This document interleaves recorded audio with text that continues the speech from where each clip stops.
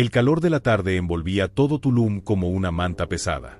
El aire estaba impregnado de sal, mezclado con el aroma dulzón de las flores de bugambilia que trepaban por las fachadas encaladas de las casas. El mar, a unos metros de la carretera, resplandecía en un azul tan intenso que parecía pintado a mano. Isabela Torres, con su cabello recogido en una trenza apretada y un bolso de lona colgando del hombro, descendió del autobús que la había traído desde Playa del Carmen. Había hecho ese viaje muchas veces como turista, pero esta vez no era para tomar el sol ni beber margaritas frente a la playa. Esta vez había venido por algo más oscuro. 3 semanas antes, el arqueólogo Raúl López, un reconocido experto en la civilización maya, había desaparecido sin dejar rastro. No había señales de violencia, ni nota, ni llamadas. Simplemente, se había esfumado. Las autoridades lo atribuyeron a un accidente en la selva, pero Isabela, periodista independiente, no se conformaba con esa explicación. A pocos pasos de la terminal, un hombre alto, moreno, con camisa blanca de lino y sombrero de palma, levantó la mano para llamar su atención. ¿Eres Isabela?, preguntó, su voz grave pero amable. Sí. ¿Diego Herrera? Así es. Trabajo como guía turístico. Y, bueno, también conocía a Raúl. Se dieron la mano. El apretón fue firme, pero sus ojos tenían una sombra de inquietud. Mientras caminaban hacia una vieja camioneta estacionada junto a la plaza, Diego le explicó que Raúl había estado investigando un sitio arqueológico no registrado, oculto en la selva, cuando recibió un paquete misterioso. Nadie sabía qué contenía, excepto que, después de recibirlo, Raúl comenzó a comportarse de forma extraña. 2 días después, desapareció. El motor de la camioneta rugió y avanzaron por una carretera estrecha bordeada de palmeras. Isabela, con su libreta en mano, anotaba cada detalle. En un momento, Diego redujo la velocidad. ¿Ves a ese hombre en el malecón?, preguntó. Isabela giró la cabeza y vio a un anciano pescador sentado sobre un cubo, reparando una red con movimientos lentos y precisos. Sus ojos, oscuros como la obsidiana, estaban fijos en ellos. Lo conozco desde niña, dijo Diego. No habla mucho, pero dice que el mar le cuenta cosas. Afirma que la noche que Raúl desapareció, vio luces en la playa, y una sombra que no era humana. Llegaron a una pequeña posada frente al mar. La fachada era de madera desgastada por el viento salino y en la entrada colgaban conchas marinas que tintineaban suavemente. La dueña, una mujer robusta y sonriente, les entregó la llave de la habitación. Al entrar, Isabela dejó su bolso sobre la cama y notó algo que la hizo detenerse. Había un sobre amarillento colocado cuidadosamente sobre la colcha, como si alguien lo hubiera dejado allí minutos antes. No tenía remitente, solo su nombre escrito a mano con tinta negra, Isabela Torres. Su corazón comenzó a latir más rápido. Rompió el sello con cuidado y extrajo una única fotografía en blanco y negro. Mostraba una pirámide maya cubierta de vegetación, probablemente perdida en medio de la selva. En la esquina inferior derecha, difusa pero inquietante, se distinguía una figura humana, o lo que parecía serlo. Una silueta oscura, demasiado alta y delgada, con los brazos colgando de manera antinatural. Lo que heló la sangre de Isabela no fue solo la imagen en sí, sino el detalle que notó en la parte trasera, una fecha escrita a lápiz. Era el mismo día en que Raúl desapareció. Se asomó a la ventana. Afuera, el mar se extendía tranquilo, pero tenía la sensación de que alguien la observaba desde algún lugar que no podía ver. Cerró las cortinas, respiró hondo y se sentó en la cama, apretando la fotografía entre las manos. ¿Qué demonios está pasando aquí?, susurró para sí misma. Esa noche, el viento cambió de dirección y trajo con él un sonido extraño desde la playa. Un lamento bajo, como un susurro que viajaba sobre las olas. Isabela no lo sabía todavía, pero aquel era solo el primer aviso de que su viaje a Tulum la llevaría a un lugar mucho más profundo, y mucho más peligroso de lo que jamás había imaginado. Gancho. El leve crujido del pasillo la hizo girar la cabeza. Afuera, las conchas marinas colgantes se movían sin viento. La mañana en Tulum amaneció bañada en una luz dorada. El cielo, despejado, dejaba ver aves marinas planeando lentamente sobre la costa. Desde su habitación, Isabela podía escuchar el lejano murmullo de las olas mezclado con el canto de un gallo en algún patio cercano. Diego golpeó suavemente la puerta. «Tenemos que ir a ver a alguien», dijo, cuando ella abrió. «¿A quién?», A doña Alma. Si alguien sabe algo de la sombra en esa foto, es ella. Caminaron por calles estrechas de tierra, bordeadas por casas de madera pintadas con colores vivos: azul cobalto, amarillo mostaza, verde esmeralda. Los perros callejeros se estiraban perezosos bajo el sol y el aroma del pan recién horneado escapaba de una pequeña panadería, envolviéndolos en un calor reconfortante. La casa de doña Alma estaba en el extremo del pueblo, junto a un viejo árbol de ceiba que se alzaba como un guardián silencioso. Era una vivienda humilde, con paredes de barro y techo de palma. La puerta estaba entreabierta. «Pásenle», dijo una voz áspera desde dentro, antes de que tocaran. Doña Alma era una mujer de piel cobriza, arrugada como pergamino, y cabello largo recogido en una trenza gris. Sus ojos negros parecían ver más allá de la superficie de las cosas. En una mesa de madera, varias velas encendidas iluminaban figuras de barro, collares de cuentas y hojas secas esparcidas como si fueran parte de un ritual interrumpido. Isabela le mostró la fotografía. La anciana la sostuvo con manos temblorosas, acercándola a la luz. «Esa sombra que viste no es de este tiempo». «¿Qué significa eso?», preguntó Isabela. «Aquí la llaman el guardián. Dicen que protege algo enterrado mucho antes de que llegaran los españoles. Algo que no debe ser encontrado». Diego frunció el ceño. «Con todo respeto, doña Alma, esas son leyendas para asustar a los niños». La mujer levantó la mirada, firme. «¿Crees que es coincidencia que tu amigo desapareciera después de entrar en esa zona? Hay cosas que no entiendes, muchacho. Y hay lugares donde ni los hombres más valientes se atreven a poner un pie». Mientras hablaban, Isabela sintió que alguien la observaba desde afuera. Se levantó, apartó la cortina y vio, al otro lado de la calle, a un hombre con gafas oscuras, camisa clara y una gorra que ocultaba parte de su rostro. Fingía leer un periódico, pero sus ojos estaban claramente fijos en ellos. No sabía que se trataba de Luis Camacho, agente encubierto de la Policía Federal. Tenía órdenes de seguirla porque sospechaban que su investigación estaba vinculada con una red de contrabando de piezas arqueológicas. De regreso a la posada, el día había comenzado a nublarse. El viento levantaba remolinos de arena en la carretera. Isabela repasaba mentalmente todo lo que había oído. El guardián. Un sitio prohibido. La fecha exacta de la desaparición en aquella foto. Al caer la noche, mientras revisaba sus notas sentada junto a la ventana, un sonido seco la hizo girar. Toc, toc. Venía del vidrio. Se acercó con cautela. Afuera, de pie en la penumbra, había un hombre encapuchado. Su rostro estaba oculto, pero sus manos visibles sostenían un pequeño objeto que dejó caer al suelo antes de alejarse sin decir palabra. Isabela abrió la ventana y recogió el objeto, un amuleto de jade, frío al tacto. Al observarlo con más atención, notó que tenía grabadas unas diminutas coordenadas. Diego llegó a su lado justo a tiempo para ver la inscripción. «Eso apunta a un lugar que está dentro de la selva, un lugar al que no deberíamos ir». Isabela lo miró fijamente. «Diego, creo que ese es el lugar donde Raúl desapareció». Afuera, las olas golpeaban la orilla con más fuerza, como si el mar intentara advertirles algo. Gancho. El viento entró de golpe por la ventana, apagando la luz de la lámpara. Cuando Isabela volvió a encenderla, el amuleto de jade ya no estaba sobre la mesa.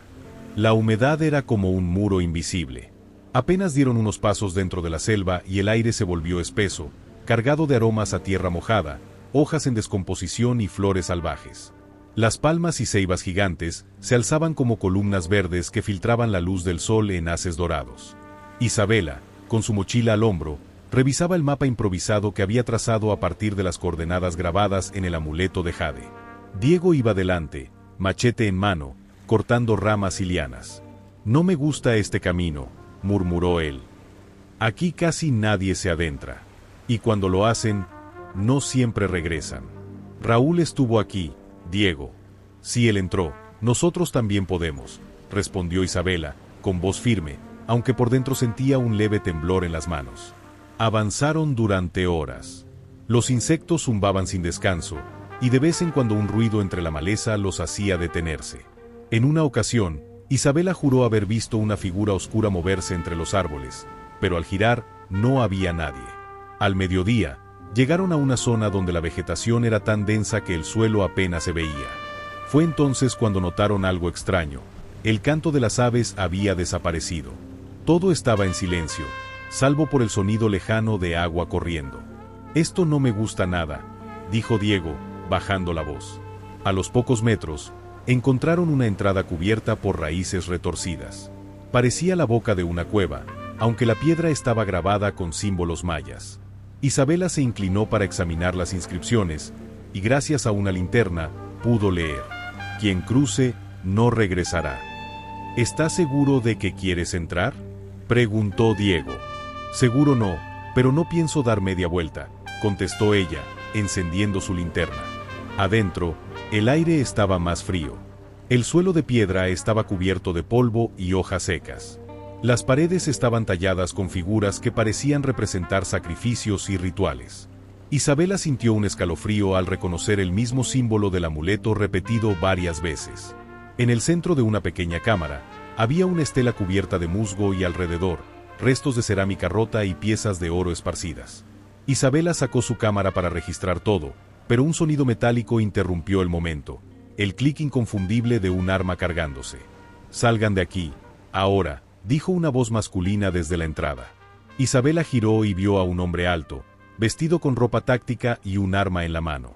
Era Luis Camacho. Su rostro estaba serio, pero sus ojos revelaban algo más que autoridad: preocupación. «No entienden en lo que se están metiendo. Este lugar no es para ustedes». «¿Qué está pasando aquí?», preguntó Isabela. «No puedo explicar todo, pero sí les diré esto: si siguen adelante, algo despertará, y no podrán detenerlo». Antes de que pudieran responder, un rugido profundo resonó en la oscuridad, tan grave que las piedras del techo vibraron. Diego giró la linterna hacia un rincón y, por un segundo, iluminó dos ojos brillantes que los observaban inmóviles. Un viento helado recorrió el túnel, apagando la llama de la antorcha improvisada de Diego. El rugido se repitió, más cerca. «Gancho», algo se movía entre las sombras, y no estaba dispuesto a dejarlo salir. El silencio dentro de la cámara era tan denso que parecía tener peso. Luis mantenía el arma en alto, los ojos fijos en la oscuridad. Diego respiraba agitado, sosteniendo la linterna con manos temblorosas. De repente, un sonido seco de pasos resonó en el pasadizo, lentos, pesados, como si alguien o algo arrastrara los pies sobre la piedra. Una figura emergió poco a poco de las sombras. Era un hombre alto, de piel cubierta con pintura negra y roja, y el rostro oculto tras una máscara tallada en piedra, con rasgos de jaguar. Llevaba una lanza ceremonial, pero su postura no dejaba dudas. No era una simple reliquia, era un arma lista para atacar. Luis bajó el arma apenas unos centímetros, como si reconociera al intruso. «Este hombre no es un mito», murmuró. «Lo he visto en informes, pero nunca así». El guardián avanzó, sus pies descalzos golpeando suavemente la roca. Pronunció unas palabras en maya antiguo, su voz grave y lenta, como un eco que viajaba desde otro tiempo. Diego, tragando saliva, tradujo: «Dice que hemos cruzado un límite sagrado, que si seguimos, despertaremos algo que no debe ver la luz». Isabela, sin apartar la vista, notó que en el centro de la sala había una estela idéntica al grabado del amuleto. Instintivamente, lo sacó del bolsillo y lo colocó en la ranura central. Un leve temblor recorrió el suelo. La piedra comenzó a girar con un crujido profundo, revelando un pasadizo oculto que descendía aún más en la oscuridad. Un olor a humedad y a tierra antigua escapó del hueco. El guardián se tensó, golpeando el suelo con la lanza como advertencia. Pero antes de que pudiera impedirlo, un estruendo metálico rompió el silencio.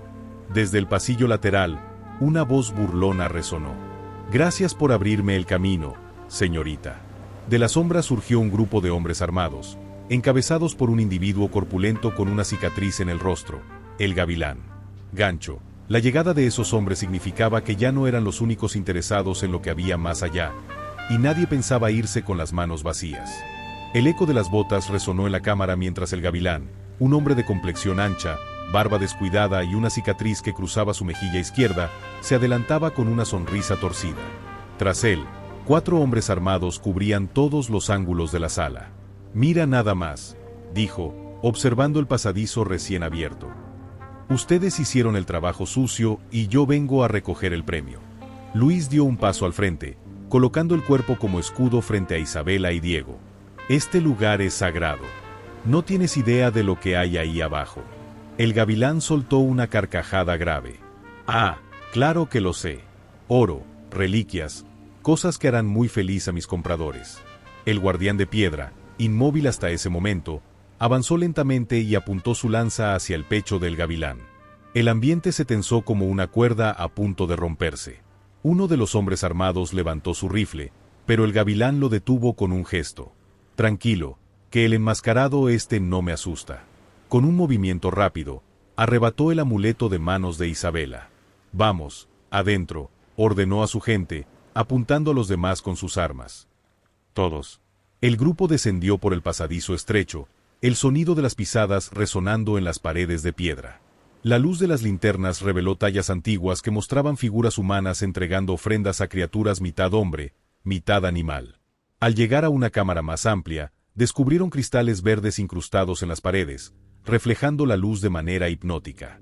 En el centro, un altar cubierto de símbolos y manchas oscuras que parecían sangre antigua. Isabela, intentando controlar su respiración, se inclinó hacia Diego y susurró: «Cuando lleguemos al final, necesito que apagues la luz. Solo confía en mí». El gavilán, absorto en la riqueza frente a él, no notó cómo el aire en la sala se volvía más frío, ni como un susurro apenas audible comenzó a recorrer las paredes, como si alguien hablara desde dentro de la piedra. Gancho, desde el fondo de la cámara, una puerta de piedra comenzó a abrirse sola, liberando un aliento helado, y un murmullo que no parecía de este mundo. El aire dentro de la cámara era cortante, cargado de un frío que calaba hasta los huesos. La luz de las linternas apenas alcanzaba a iluminar las paredes talladas, cubiertas de símbolos antiguos que parecían moverse a la luz temblorosa. El gavilán avanzó hacia el sarcófago central, ignorando todas las advertencias grabadas en la piedra. Sus hombres lo rodeaban, ansiosos y nerviosos. «Todo esto vale millones», dijo, con los ojos brillando de codicia. Isabela y Diego intercambiaron una mirada rápida. Luis estaba detrás de ellos, con el arma lista, pero incluso él parecía sorprendido por lo que se avecinaba. Cuando el gavilán tocó la tapa del sarcófago, un estruendo estremeció la cámara. El suelo vibró bajo sus pies y un polvo denso se levantó del interior. La tapa comenzó a abrirse sola, lentamente, como si siglos de sueño hubieran quedado atrás de un hilo invisible. De dentro del sarcófago surgió una figura envuelta en mantos antiguos, sus huesos apenas cubiertos por telas desgastadas, pero moviéndose con una vitalidad escalofriante. No era un cadáver, se levantaba con una fuerza sobrenatural, sus ojos brillando en la penumbra. El guardián de piedra salió de entre las sombras, lanza en mano, enfrentando a los intrusos. La tensión explotó en un instante, los hombres del gavilán comenzaron a disparar, piedras y fragmentos caían del techo, y el suelo temblaba con cada movimiento de la figura recién despertada. Isabela, con el corazón latiendo a 1000 por hora, se acercó a la estela central. Recordó el amuleto de jade y lo sostuvo firmemente, pensando que podía ser la clave para contener lo que habían liberado.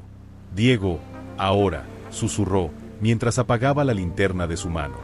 La oscuridad se extendió como un manto, y los gritos y disparos parecían amortiguados por el silencio profundo que llenó la cámara. La figura avanzaba lentamente, y cada paso hacía temblar las paredes. El gavilán gritó órdenes, pero nadie lo escuchaba. La presencia que despertaron no parecía humana, y su intención era clara: nadie dejaría el lugar intacto. Gancho. Isabela quedó atrapada al otro lado de la sala, cara a cara con la figura que había surgido del sarcófago, y por un instante todo el mundo pareció detenerse. El frío era tan intenso que parecía cortarle la piel a quienes estaban dentro de la cámara. Cada respiración formaba nubes blancas en el aire, y el sonido del viento subterráneo se mezclaba con el eco de piedras cayendo. La figura que habían despertado emergía del sarcófago, lenta pero con una fuerza que desafiaba la lógica.